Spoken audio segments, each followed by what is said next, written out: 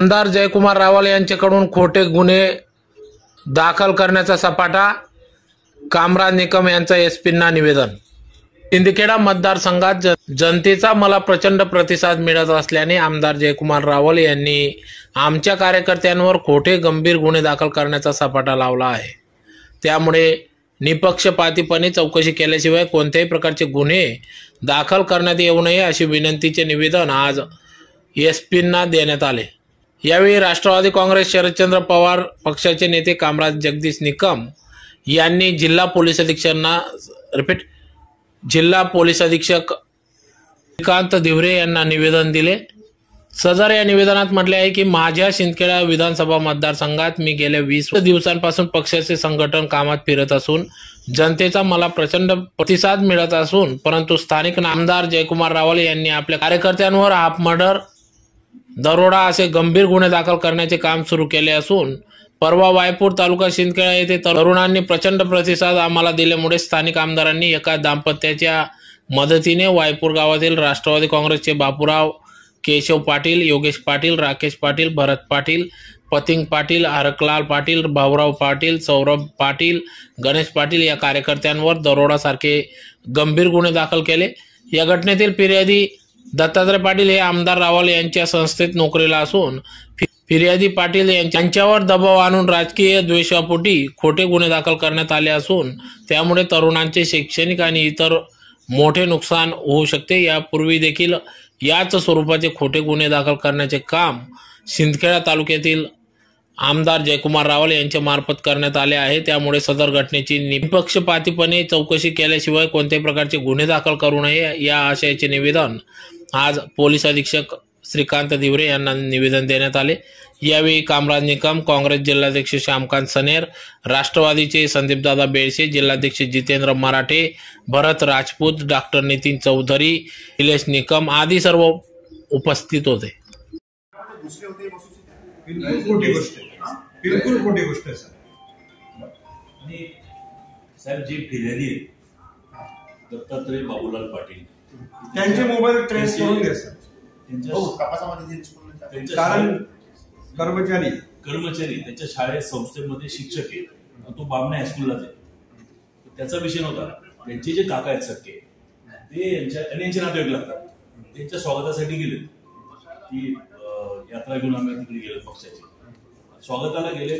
त्या शिक्षकाला राग आला, त्याला प्रेशर आलं की तू फोटो जातात सर व्हायरल सोशल मीडियाला फोटो गेल्यानंतर बोलून विचारण्यात आली त्याला त्यांच्या नेत्याकडनं। महिने झाले तुला काका कसे गेला साहेब असं झालं। कोणीही तिथे गेले नाही, घरातले भांडे वगैरे टाकून द्यायचे आणि खोटे आरोप करायचे।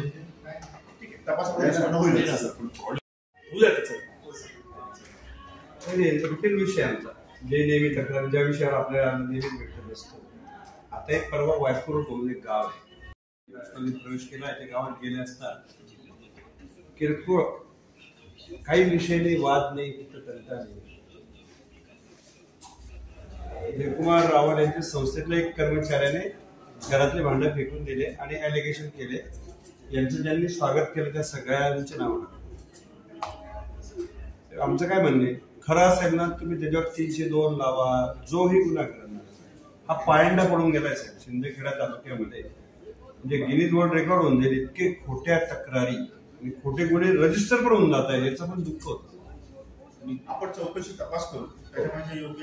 या निवडणुकीच्या तयारीनिमित्त राष्ट्रवादी काँग्रेस पक्ष शरद पवार साहेबांच्या आदेशान्वये शिंदखेडा विधानसभा क्षेत्रात महाविकास आघाडीच्या गाव भेटीच्या कार्यक्रमात मी वायपूर गावाला गेलो असता तिथल्या स्थानिक कार्यकर्त्यांनी प्रचंड असा प्रतिसाद दिल्यामुळे 8 तारखेला कार्यक्रम झाला आणि त्याचा राग येऊन स्थानिक आमदारांनी त्यांच्या कर्मचाऱ्याला लावून वायपूरच्या तरुणांवर एक घातक असा गुन्हा दाखल केला। दरोड्यासारखा गुन्हा दाखल करून तरुणांना अटकवण्याचा प्रयत्न केला आणि तो गुन्हा शिंदखेडा पोलीस स्टेशनला दाखल झाला। आम्ही SP साहेबांना काँग्रेस असेल, राष्ट्रवादी काँग्रेस असेल, शिवसेना, उद्धव बाळासाहेब ठाकरे गट असेल यांच्या वतीने निवेदन देऊन विनंती केली. कारण हे गुन्हे, खोटे गुन्हे दाखल करण्याची परंपरा सिंदखेडा मतदारसंघात जुनी आहे आणि असे खोटे गुन्हे दाखल करून लोकांचा आवाज दाबण्यासाठी हा प्रयत्न असतो. लोकशाहीचा खून करण्याचा हा प्रयत्न असतो आणि तो लोकशाहीचा खून झाला नाही पाहिजे. म्हणून आज आम्ही महाविकास आघाडीच्या तिघी पक्षाच्या वतीने आदरणीय SP साहेबांना निवेदन दिलं आणि SP साहेबांनी कबूल केलं की या गुन्ह्याची चौकशी करून तुम्हाला योग्य न्याय देण्यात येईल. नेमकं कोणत्या आमदारांनी या गुन्हे दाखल केले? तुम्हाला माहिती ना, सगळ्या पत्रकारांना माहिती किती गुन्हे दोंडाच्या पोलीस स्टेशनला आहेत, किती सिंदखेडा पोलीस स्टेशनला आहेत. गेल्या 20 जनतेला कळलं पाहिजे.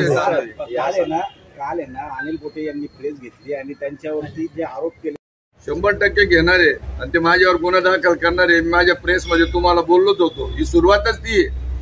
हे आवाज दाबण्याची सुरुवातच ती आज कार्यकर्त्यांवर केली, उद्या आमच्या नेत्यांवर होणार आहे.